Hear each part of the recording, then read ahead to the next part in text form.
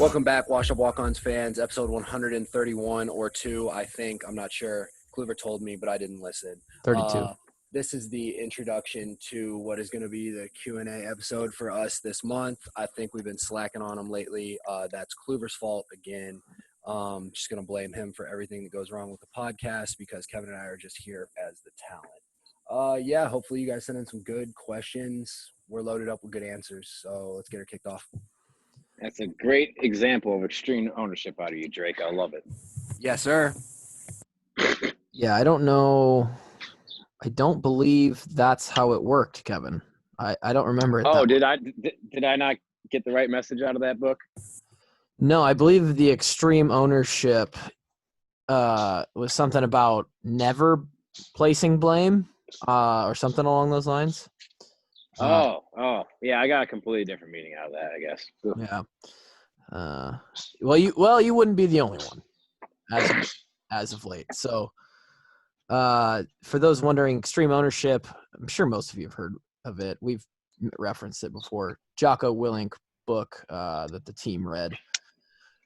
I get a lot of those. You guys get DMs like, "Hey, what are those books you mentioned?" You ever get those?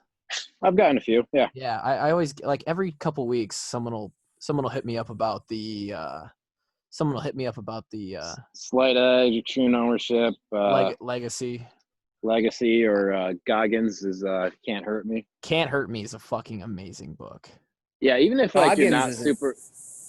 Yeah, it's just a good read in general. I mean, he tells a pretty good story, so Yeah. it's not even if you're trying to get your life together and motivated and shit. It's just actually just a good read. Yeah. Goggins is an absolute nut, though.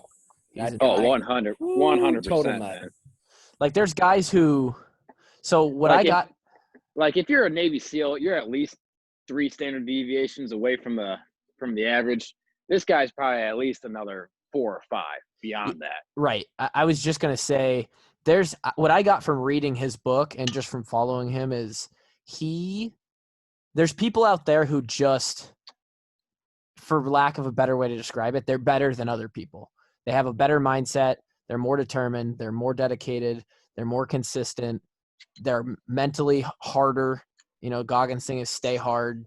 And that's a dude that is about as hard as titanium. Right. And there's a lot of guys who are like that. I'd like to consider, us 3, most Division I football players would definitely fit that category relative to a normal human, and so on. But Goggins he's just one of those guys who has all of that, plus he was born with something special. I mean, you just finish up doing the Navy SEALs and okay, I'm just going to run ultra marathons now. Well, after being extremely fat to start. Well, here's the thing. The first one he ran, he had never even ran a marathon before. The first one. Yeah. Oh, go ahead. The first one he runs at 225 pounds, no training, 100-mile race. And he's talking about how he's literally pissing and shitting. He's pissing blood and shitting himself. Because and it was on a track. Yeah, right. Because he wasn't obviously in shape to do that, but he just kept going. He should have stopped 30 miles ago, but he had to get to 100 miles in order to qualify for this race that he wanted to actually run in. So he just kept going. And he talks about in the book how he had a super hard workout with one of his Navy SEAL buddies the day before. Right. He's I'm just going to run 100 miles a day. Kluve, you and I were just talking about how 5-mile run for you wasn't fun, and 5 miles for me will never get touched unless somebody tells me I can't do it. Well, that's what I'm saying. Yeah, but I mean, you telling me I can't do it just isn't going to be enough. Yeah, that's just tongue in cheek. I guess. Yeah, and this is where I start to feel the relativity between me and him is okay, if someone similar challenged me, said, Kluve, you can't go run 30 miles in a day if you weren't trained, or 40 miles in a day. Tomorrow you can't do it? Right. I could probably go bang that out. I'm athletic enough. I'm fit enough. And I'm mentally you give someone 24 hours. Yeah, I think Right. anyone that's decently fit can get 40 miles in a day. I mean, if you're just walking it like half the time, but yeah. Right. 40, 50 miles, but at 225 pounds, 100 miles, bro. That's different. That's just different. Dude's kidneys were literally shutting down. He's just like, I'm just gonna keep going. Not good. So those are some of the stories in the David Goggins book, Can't Hurt Me. Highly recommend. Drake, have you even read that? No, I haven't, but I'm a big Joe Rogan guy. Yeah. So being that I've watched so many Joe Rogan podcasts, I've heard a lot of David Goggins stories. I've followed David Goggins on Instagram. Yeah. I don't know if I do anymore, but I've seen tons of his videos. Yeah. Heard him speak. I'd recommend that one. It'd be a good one to just listen on tape too. Oh yeah, that would be fantastic. We're recording this a day after he posted a pretty fantastic video about chestnuts. I just watched the chestnuts video, and I can see how many people could get offended by that. Like, if you don't have the right mindset, that video made you so butthurt. Yeah, bad. Especially if you're like a guy who thinks he's tough. But anyway, that's a nice little solid intro. Some of the stuff that we're into on this podcast. 132, Drake. 132. And the reason 132 of these, and they're trying they haven't to canceled us yet. Out right now. We're still not canceled. Can't cancel the walk-ons. This one is being heard by fewer ears than most, at least the full version. If you are currently listening to this part of it, which probably won't be the snippet that we release because we usually use like a specific story or question for the part we put on Twitter, you are one of 73 people. So shout out to you, amazing human beings. Shout out to the true fans, man. The real legends, the fucking soldiers. Yeah, the Walk-On Army. Yeah, it's the Walk-On Army. And and you know, I feel like that could be a shirt. Honestly, Walk-On Army. The Walk-On dude. Walk-On Army but that could go way past just us. There's a lot of walk-ons in a lot of places that would rock a Walk-On Army shirt. That's what I'm saying. So bro. my buddy played at Indiana, and he said that their special teams thing was fourth down Army. So I kind of like that Walk-On Army. Yeah, fourth down Army, Walk-On Army. That could be a cool ass shirt, and that could be something that we could like maybe spin up for the for the loyal ones listening right now. Give you guys first access. I would love to do something like Kevin said. Shout out to you guys.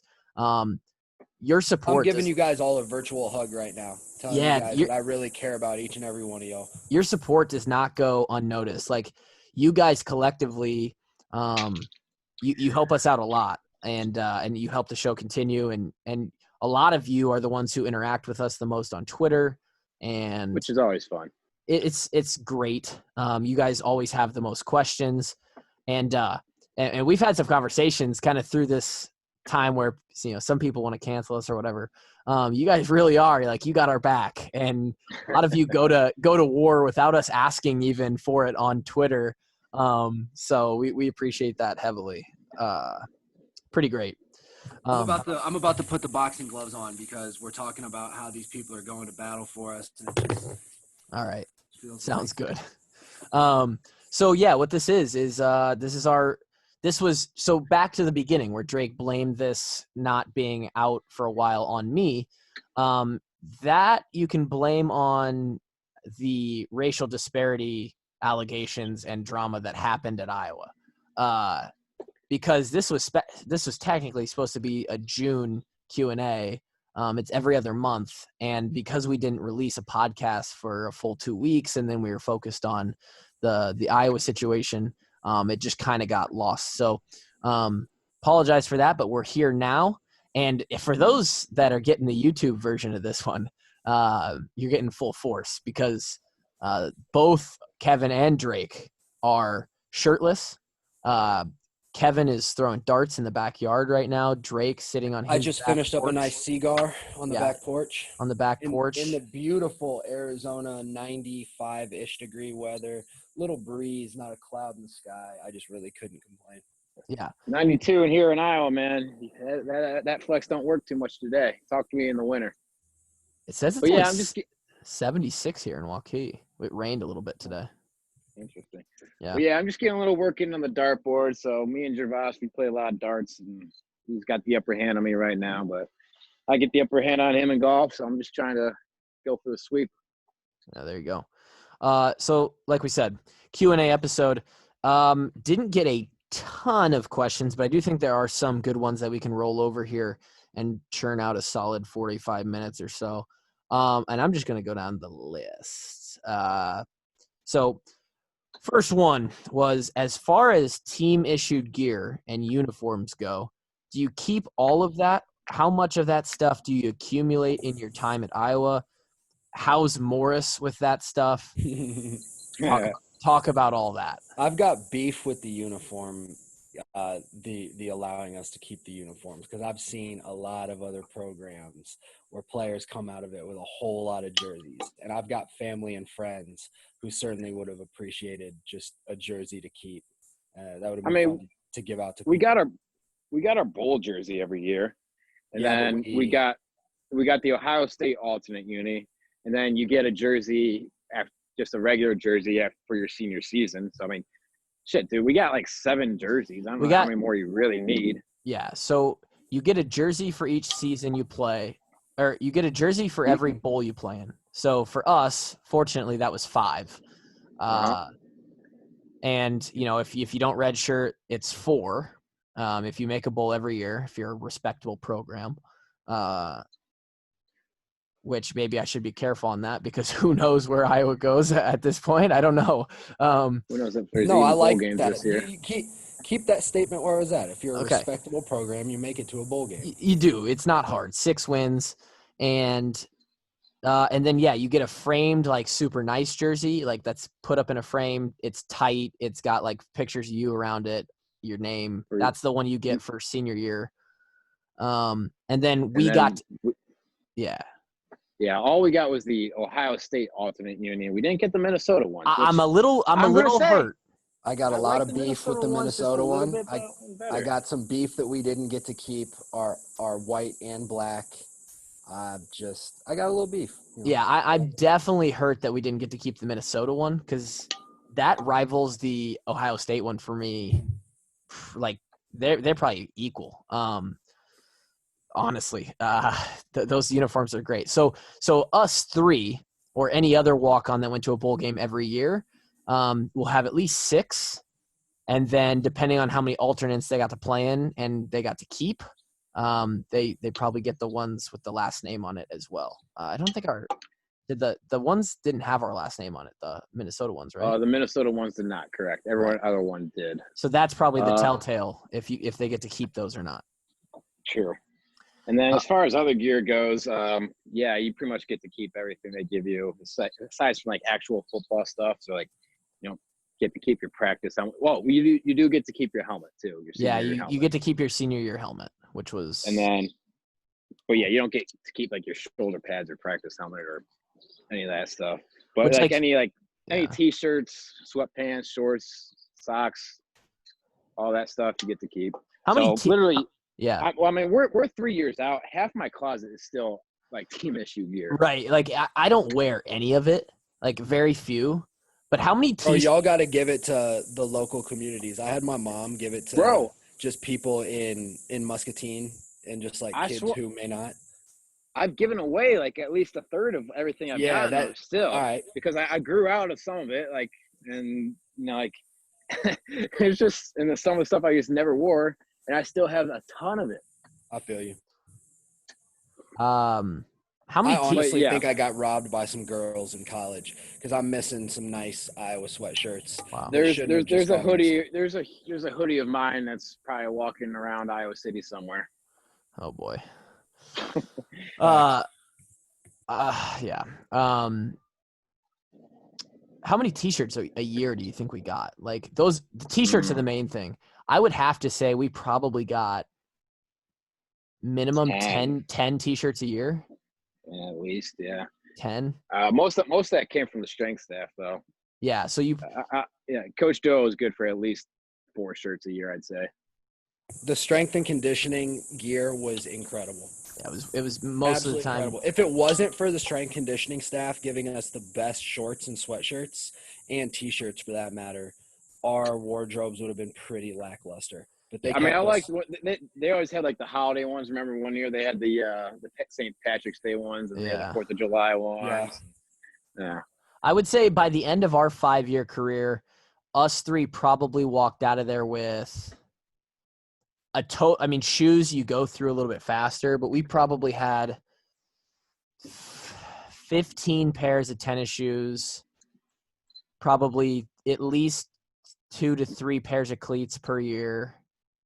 I would say 50 or 60 T-shirts, probably 15 sweatshirts, 10 or so other pullover/jackets. And that doesn't include like bowl gear. That's right. Doesn't include bowl gear. Yeah. We make fun. We poke fun at Greg for not giving us stuff. We got a shit ton of stuff. Let's not like cry poor here. Right. To the point of I just told you guys I gave away all my stuff. I just would have liked to have had more jerseys to give to more people who were like, supportive of me. Right. There's a lot of people that would have been cool to give those to. Yeah. Like the jersey thing would be cool. Seriously, how many more jerseys do you want, man? We got 7. Listen, man, I have one, my mom has one, and nobody else has one. Or that's it. In my family, 2 people have them. I don't know what you did with your other 5 jerseys then. I gave them away. Oh. Well, then they're out there somewhere. You said I have one, my mom has one, and all the other ones are That's gone. my point, Kevin, is what I'm saying is more people who I didn't get to give them to would have liked them, but I don't have them to give them. So I'm just curious. You just have like friends with your jersey like hanging up in their house somewhere? I have 2 friends with jerseys that are hanging in their house. My high school football coach has one. My dad got cremated in one. I have one. My mom's got one hanging on the wall. There's all my jerseys. Okay. I'm the kind of guy who I ain't giving my jersey to fucking nobody. I mean, I'm just gonna say, like, if I don't care if Josie goes in the fucking Hall of Fame, I'd feel weird hanging Josie's fucking jersey on my wall. I'll just buy a Jewel jersey. But yeah, we got a shitload of stuff to answer your question, Jacob. Thanks for asking. What is your view on the transfer portal? I mean, we kind of answered this last. Guys just leave and become eligible at another school right away. I think Brady actually hit on this really well. Coaches can up and leave. They get paid millions of dollars by multiple programs at the same time. If it's one of those things where, for me, if you're not going to offer kids money to play, and it's kind of the way it is right now, you're also kids only have so much time. They're making decisions as 18, 17, 18, 19-year-old kids. Like, they have such a short window.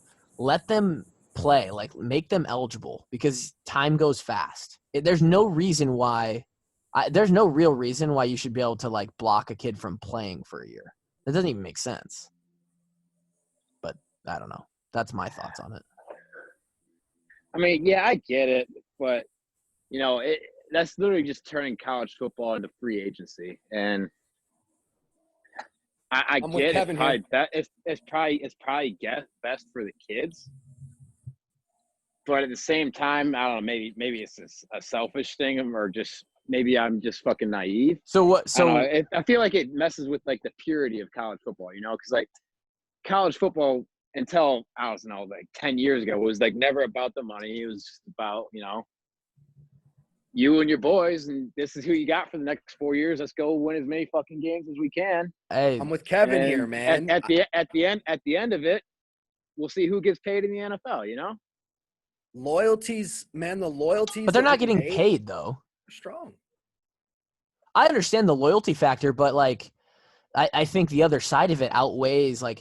Kid chooses a school. All of a sudden, this coach up and leaves. He's got an entire staff that didn't recruit him. He's not close with any of them. He falls behind on the depth chart because of that. Kid gets fucked. 10 years later, he's 28 years old, and he could have been something in college, and he's like, well, right. Well, I mean, I'm not saying you have to stay there forever, but just this willy-nilly is like, oh, middle of the season, now I want to go play for USC.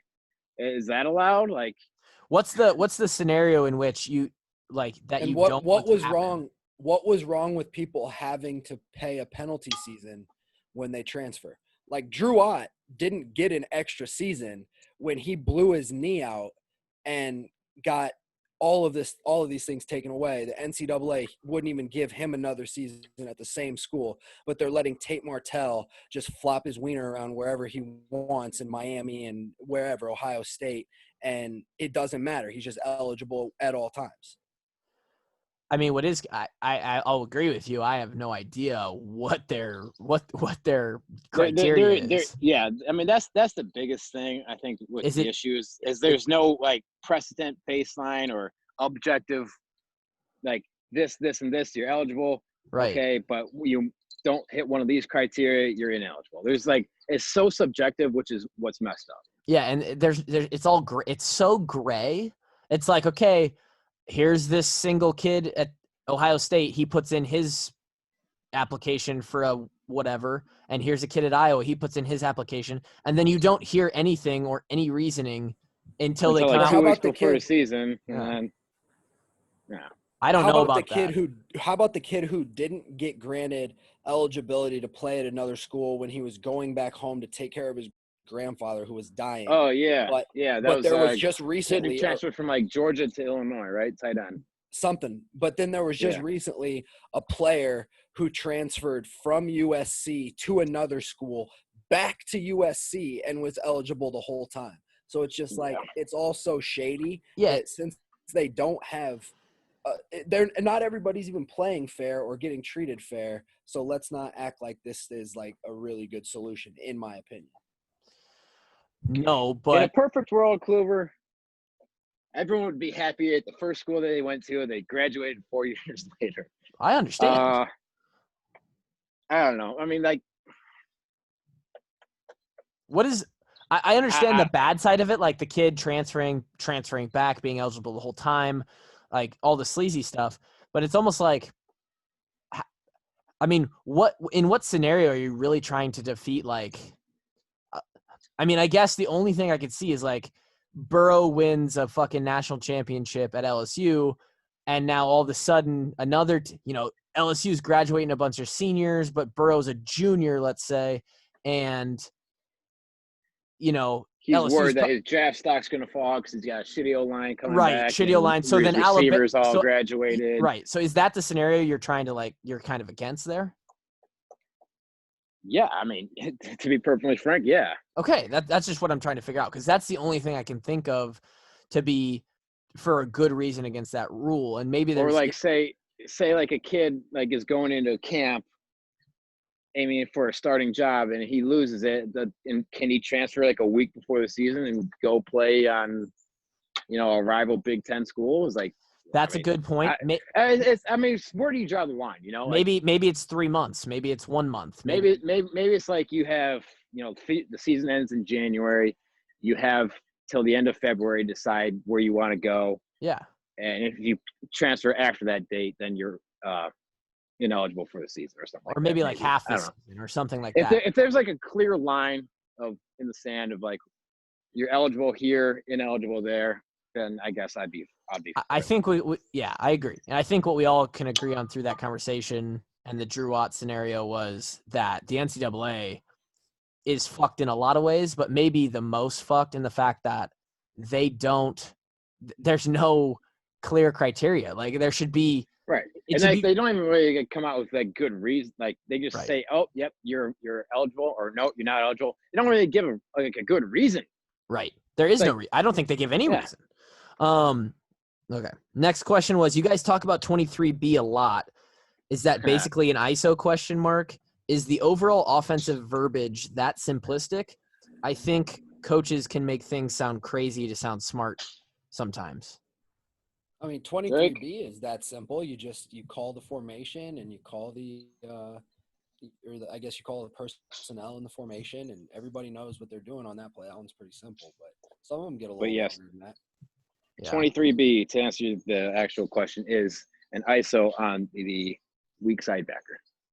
into an underfront. Yeah. When the players have to have surgeries, who pays for them?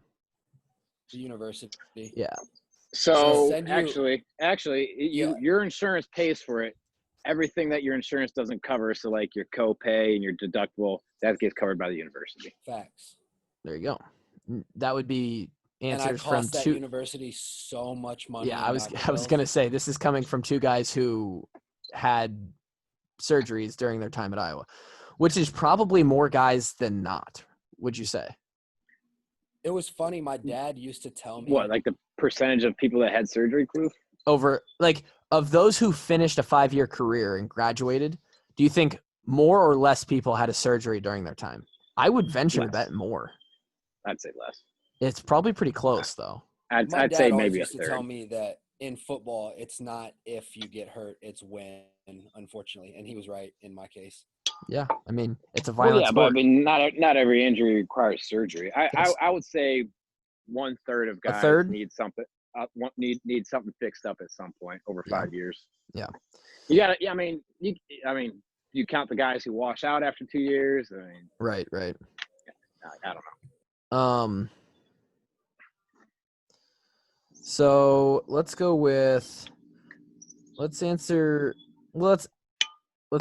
What players are you most excited to watch play this year, and why? Well, I think everyone, like, the obvious answer is Tyler Goodson. I mean, Tyrone Tracy. I think Petrus is. I really think Petrus is going to be so good. Oh, I mean, our receiving core. Honestly, I can't name a guy on there I'm not looking. I mean, like, do we just like spread it out this year? Yes. We got some weapons on the outside. We got a running back that can scoot. Throw Goodson in the slot sometimes. Bro, we're playing. Brian Ferentz was on the first PJ to New Orleans to talk to Sean Payton about how to run a high-powered offense with a gunslinger. Absolutely. Like, we should run what the dude if LSU. We should need run to just go right down to Baton Rouge and get Joe Burrow's playbook. No, we need to fucking run things like the Niners run things. Swear. Because they use a lot of tight ends still. Like, dude, I'm telling you, Laporta's a beast. He's gonna be an insane tight end. Like, and maybe doesn't mean I don't want them to throw the ball to our 4 studs though. Studs, dude. And then you run Goodson out of the backfield or put him in as the 3 receiver on one side and just run empty. I mean, if you ISO up Goodson on a middle linebacker, they're fucked. You get him isolated 1-on-1. And then I'll take Goodson 8 times out of 10. Is also a stud. Yeah, Makai's elite. Then we got weapons this year. So I'm gonna say my answer is the offense in general, I guess. My answer was gonna honestly be Linderbaum. I love watching Linderbaum play. Like, I hope he Kid is just solid.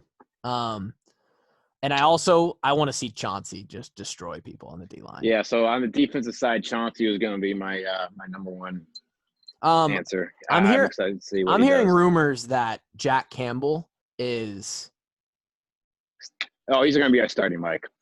I'm hearing rumors that Jack Campbell is Josie Drew. Is a dog. Yeah, I'm hearing that. So I've heard he's a more athletic Josie. Yep. But doesn't quite have the instinct of just go yet. Right. You know? Right. Like Josie just found the ball. Like Jack doesn't have that yet, but he's more athletic. So right. Take that for what it's worth. My brother said that Jack is 245 and oh my God, what happened? 245 and runs like a deer.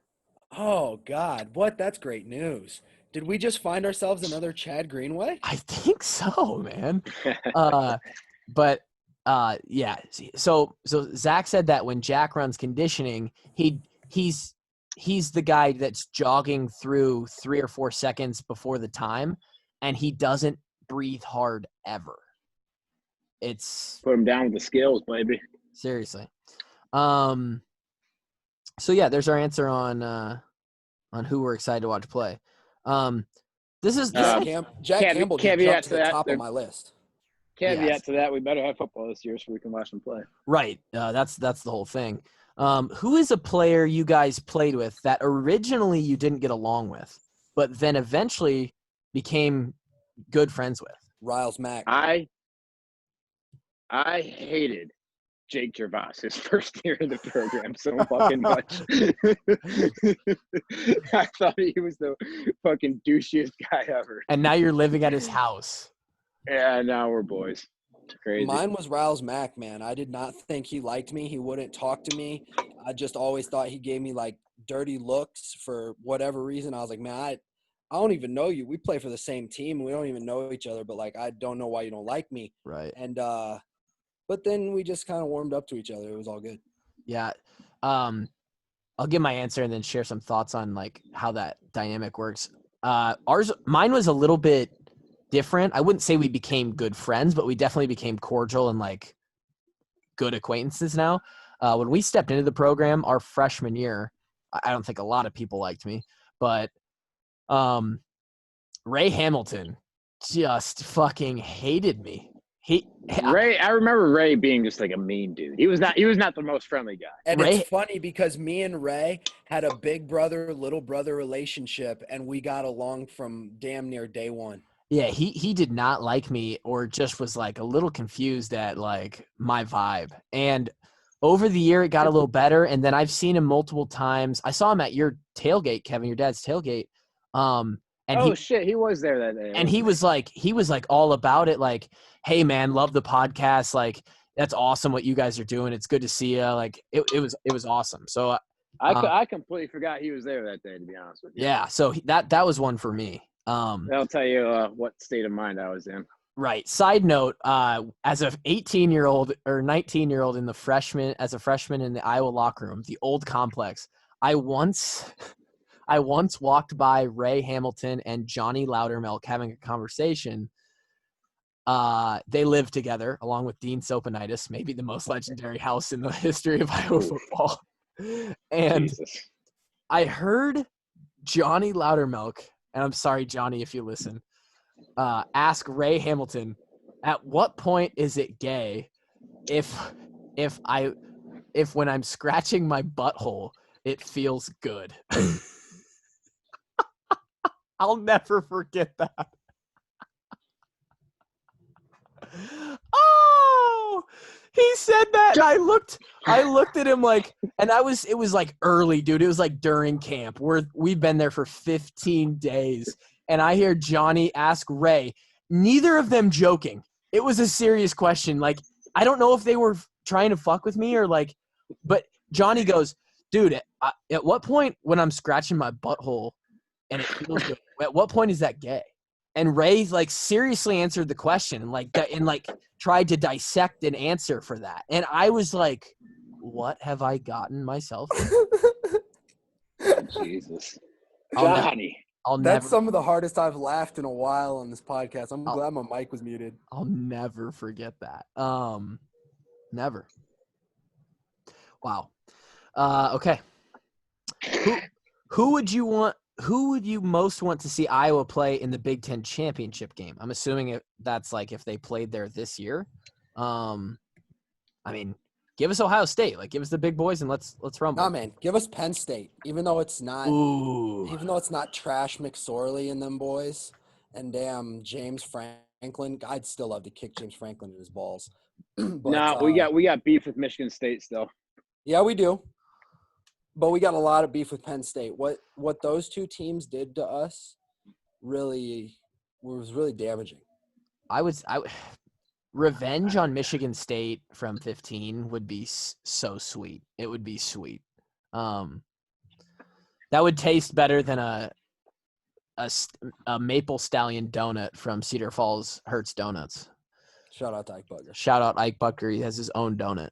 Did they actually name a donut after him? Yeah. It's a square donut, and it's called the Maple Stallion, and it has I saw that on his Snapchat story the other day. Yeah, that's his donut after him. Yeah, the Cedar. Fuck. I'm pretty sure the Cedar Falls Hertz Donuts carries that. You can go in there and get it whenever you want.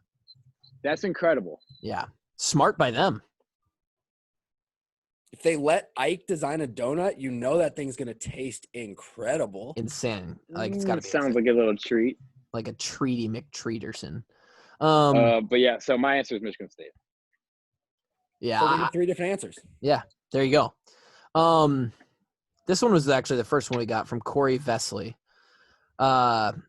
With Iowa having such success from walk-ons, what's the difference from scholarship players as far as accessibility and schedule? And then I was like confused what he was saying. And he said,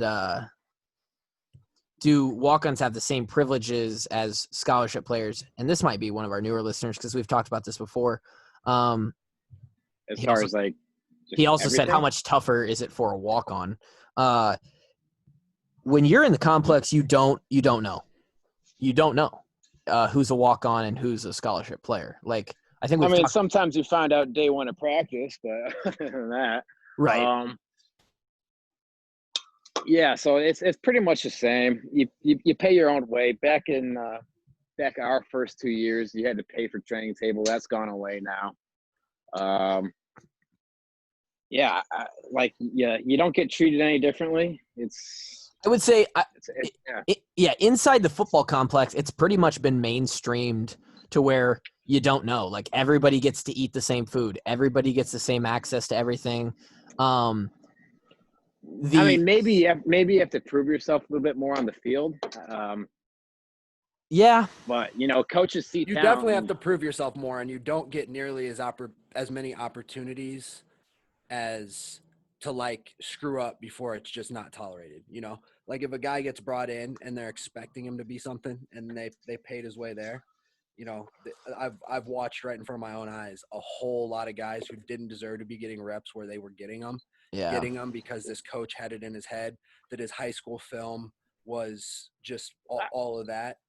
I don't know if it's that. It's just that, let's be honest, we were walk-ons for a reason.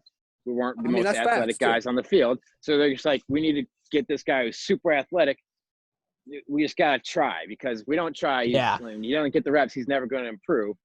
And so if we get the super athletic guy up to this point, like, he's got a much higher ceiling than this walk-on guy who's right. And they, straight up, back to business, it's a money thing. They invested $20,000 a year into this kid. Like, so they're going to give him a few extra reps, a few extra, like, hey, come along, 'cause we kind of planned on you being part of the plan here. But at the same time, man, prove my point. At the same time, if you have a walk-on who's just straight up balling out, like Brady Ross. Right. Like they're not going to, okay, we got this scholarship guy who's trash, who just, like, we just swung in for the fences and missed on this one. And we got this walk-on guy who's balling out. Like, okay, the walk-on's going to start. Like, yeah. Like, at the end of the day, the best player is going to play. For sure. Yeah. Somebody asked Culvers or Freddys, and it's really close. Never even had Freddys. Freddys. So, Freddys has, like, popped up all over the place, like, in the last year. Like, what is it basically the same thing as Culver's? It's very similar. It's like Freddys, frozen custard, and burgers. I would say it's just like a smaller chain of Culvers, basically. It's 5 guys overall, yeah, so, bro. It's 5 guys for sure. But there's a Freddys in downtown now. There's one that just popped up by Wigan Pen. And then I was driving through Chicago on the way home, like, a couple weeks ago, and I drove past the Freddys there. I'm like, these did not exist 18 months ago. Where are these all coming from? I don't know if they originated in Nebraska, but there's a bunch in Omaha and Nebraska, like, on our drive to Lauren's family. I've had it. It's good. Can we fact check that if they are actually from Nebraska and we can boycott them? Right. If they're from Nebraska, then Culver's is probably the answer, like, straight up. I love custard, so give me either one. But like Drake said, give me a 5 Guys shake or 5 Guys. You know what I had last night? Lauren and I went to somebody gave us a gift card for, like, helping them out with something, and it was a zombie burger. No, dude. No, not the burger. No. The burgers, no, but the shakes. They have a chocolate cake shake. I'm not gonna lie. It's just hard to mess up a milkshake. Like, there's good milkshakes, and then there's, like, great milkshakes, but it's hard to have a milkshake that's worse than good. You know? You're right. I mean, you're correct on that, but I love the cake shakes from Zombie Burger. Portillo's cake shake. God damn. God. There ain't nothing that got fucking salt on Portillo's chocolate cake shake now. Let me tell you that. I need one of those immediately. All right, let's get to the question that piqued Drake's interest. If you had to set up a UFC pay-per-view card between former teammates, who would you match up? Who would win, and why? So the first one that came to mind before Kevin was even talking about him and Jake's damn darts and golf game and how he used to think he was a massive douchebag. Kevin and Jake was going to be my very first matchup. That'd be interesting. Should I tell him that? He's right over here. Yeah, tell him that. Let him know. Hey, Gervais. So we got asked, who would you set up for a pay-per-view fight between former Hawk players? And Drake's answer was you versus me. I like my chances, is what he says. Wow. Wow, he said I I wouldn't like be so sure, buddy. Now Kluver, tell me what you think. About that matchup? About my matchup. Where are you putting your odds? Because we got to talk about odds now. Gervais just said it was with him.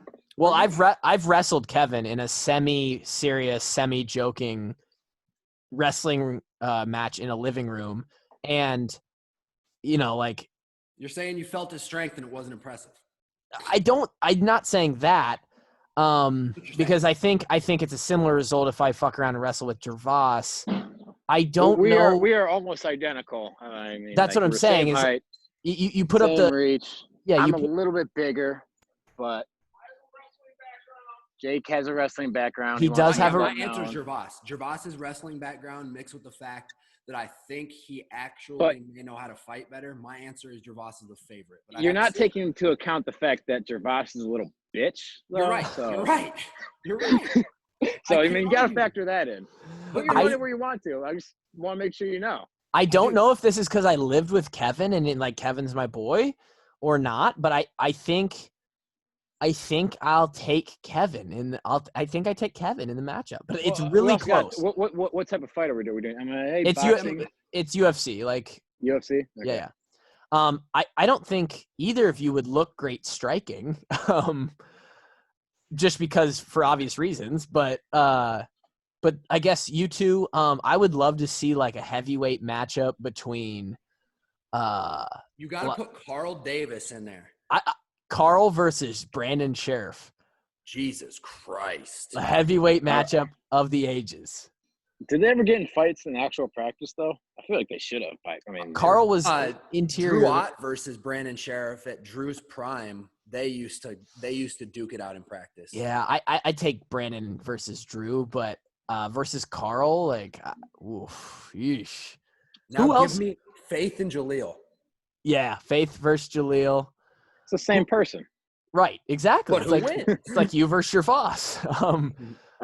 Faith is so strong, dude. So strong. Like, man. I'll definitely say Jaleel. Jaleel has a good background in wrestling. Jalil's a little quicker. Yeah, Jalil's a little quicker, but Faith is got who else would be a I don't know matchup, dude? Like, I don't know, man. Like, I mean, I think Bo versus Josie would be a funny ass matchup to watch. Like, or like Josie is still so upset about that one spring ball video. Oh yeah, make it that special team. Make it a three-way matchup between. So mad about it still. Make it a three-way matchup between him, Bo, and Ben Neiman. Just like Ben's getting his ass tossed out of that ring. Yeah, he probably is. I'm sorry, Ben. You know I love you, but I would say, you goofy ass. I probably have to. Okay, all right. What fight sells the most tickets though? I feel like there's so many teammates we had that we're not considering. Like, who sells the most? He said like any former Hawks too, right? We can go back in the 80s, 90s. He said former teammates. Oh, teammates. Man. Drake versus Marcel. I don't know about me versus Marcel selling the most pay-per-views, but me versus somebody would sell the most pay-per-views. Hey man, you guys got the beef on Twitter. It's already got some traction. That's literally you could advertise it as Squirtle versus Muck. I'll tell you what. You just call Drake muck. you can send me the contract. I'll sign it. Drake in your prime with a good ankle, I would like to see you take on like. I'm a much better fighting prime right now. I'm much right. more No, but I'm saying your athletic prime not as good with striking or kicking like you would be now. Like I would. So what you're getting at here, listening to this as fans, is you probably recognize that we're pairing up a lot of people in the same position group, and that's just because their body types line up perfectly.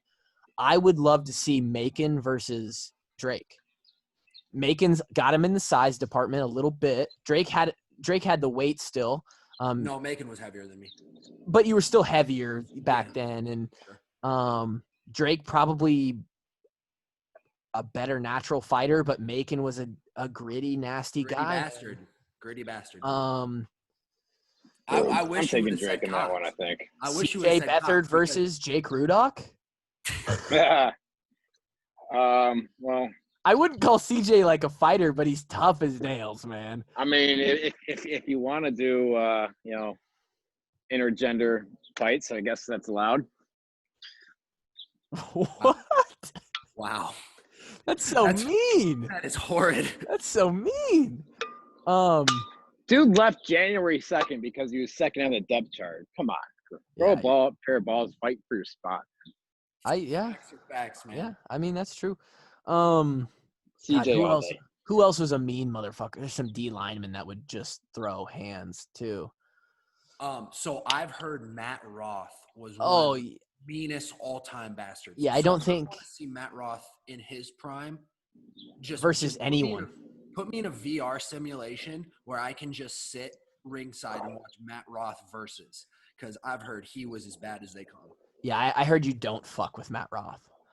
So so tell me if you guys have heard this rumor that Matt Roth used to leave his keys in his car and camp out and hope somebody would try and steal his car. Oh, I heard he would go downtown, and potentially Pat was a part of this too. I think Pat he might have taken this from Matt, but they used to go downtown and try people and hope someone's like would swing, like just for fun. That's the kind of shit that sounds like a first or second year Pat Anchor. Yeah, sure. Like go downtown and just try and walk around and let people know they're on the football team and hope somebody tries you. Like that's just not me, but some guys are like that, man. Nate Meyer, I'd like to see Nate fight too. I matched up against Nate Meyer in those bubble balls on Jacksonville Beach, and I got shoot, dude. Yeah. It hurt so much. Those you aren't supposed to be able to get hurt with those balls, dude. It hurts so much. You know what might be a good fight is Nate versus Pleva, because they both because Nate was small for a D lineman, or was he still like 270 though? He was short. He was like 6'2", but I mean he got up to like 270. I think. Does Meyer whoop Pleva's ass? Yeah, I think so. Yeah. Okay. Just think about how long and powerful he was, dude. All right, Drake, we gotta find someone for Klub to fight. Who's Klub got to fight? I would love to have watched him fight Zach Johnson. Yes, please. Be a Teletubby match. Come on. Dude, I would hope that Kluver would come to me for a couple weeks for just like we watch UFC together relentlessly, and then I would use the dummy to try and like give him practice, and he give Zach Johnson's head off. Give him an actual match. Come on. So here's what would work well with me. Like, I'm probably getting beat by most of the dudes that are like bad dudes. Not probably, like I am. One simply like body size. I was 5'10", 215. Like for college football, I was not big. But you let me bulk up to like 225, 230, like in the middle of my 2018 spring, and let me work, like give us 2 weeks each to prepare.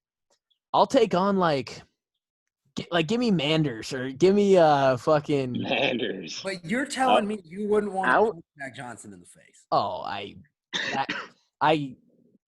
you know what?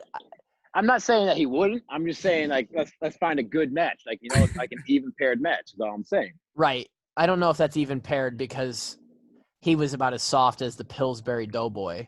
For those that don't know, because it's probably all of you, unless you are insane Iowa football fans, Zach Johnson, not the golfer, Zach Johnson was a long snapper from Minnesota that was brought in.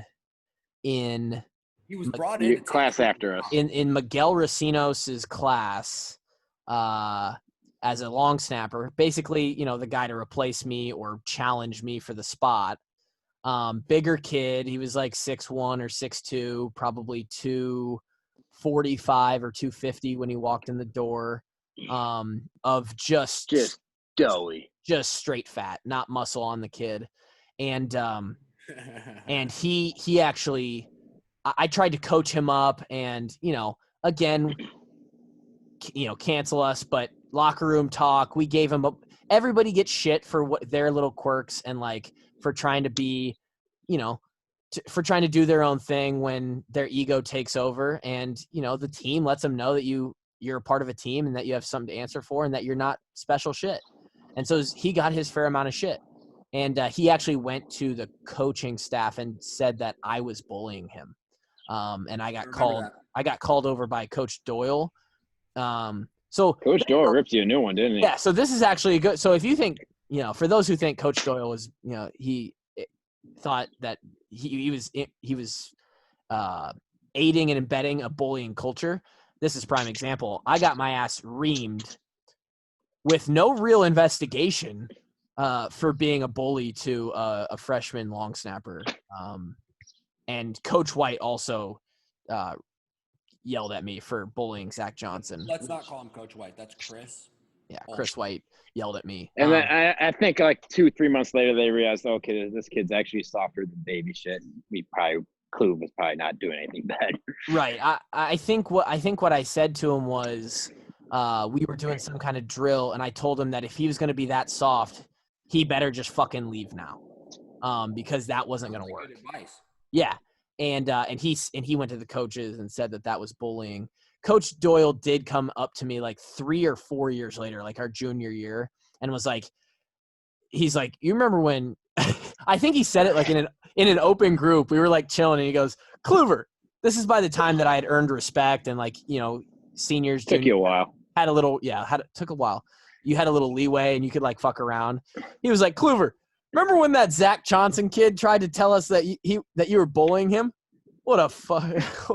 I think he might have called him a fucking. I might have been in there. He's like, imagine how soft a kid has to be to get bullied by Kluver. Yeah, he said something like that.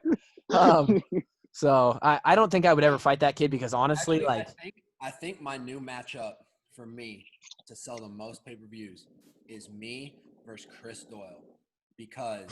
Wow. Let me tell you why. Because me and Doyle had a great relationship, but it was all based around very fun and very frequent jabbing. Yeah. There was one day in the weight room, me and Coach Doyle got into it to the point where in front of many of his strength staff, he told me that if it wasn't for his job, if he wouldn't lose his job for beating his player's ass, he would love to beat the shit out of me. And I'm like, Coach, give me the waiver. I was like, we can do it right here, right now. And so I think we can. Jake, let's not lie. A lot of people would take pleasure in beating the shit out of you. You're annoying. I agree, dude. I'm not even trying to get a defense team here. I love the interaction between me and Coach Doyle there. I'm just saying because of that interaction, I feel like it could sell, a few pay-per-views. Yeah. So, I mean, that was the bulk of the questions, at least the good ones. We put together a solid little hour there. Hopefully you guys like the banter on this Sunday afternoon. And if you're watching, hopefully you liked, seeing the rays of sun beat down onto, Drake ain't looking, you're not looking bad. You're not muck. You would be kind of disappointed in me calling you muck. Just search MUK Pokemon after this. Kevin, the striations on your torso and the musculature of your upper body, they never fail to disappoint or never fail to come through. They don't disappoint. So following Johnny Loudermilk's question, at what point is it gay to compliment your best friend's body? Dude, I'm just messing with you. I appreciate it, buddy. I'm in the health and fitness space, man. I can respect a good physique, bro. Drake, you're really not bad. Like, you're really not. What do you weigh? I don't know. I haven't stepped on a scale in years. I think I'm about 190 right now. So, but I'm bulking to about 200 this winter. I'm gonna put on a bunch of muscle and then shred it back off. Going back to that comment that you made about me being Mark Kluber, yeah. You can really call me what you want, but just don't call me broke. Okay. The Dark Angels are coming for you, dude. The fucking Dark Angels are coming for you. Listen, I've got a better hope that alarm clock saves you. I've got a 45 ACP, and them bitches ring. So I'll be awake. All right. Well, I think that was a reference. Speaking of being awake, Jake, like, do you ever sleep? Like, because like we get texts from you at like 4 o'clock your time, and like just like, and then like you're still texting late at night. Like, when do you sleep? When the Dark Angels allow.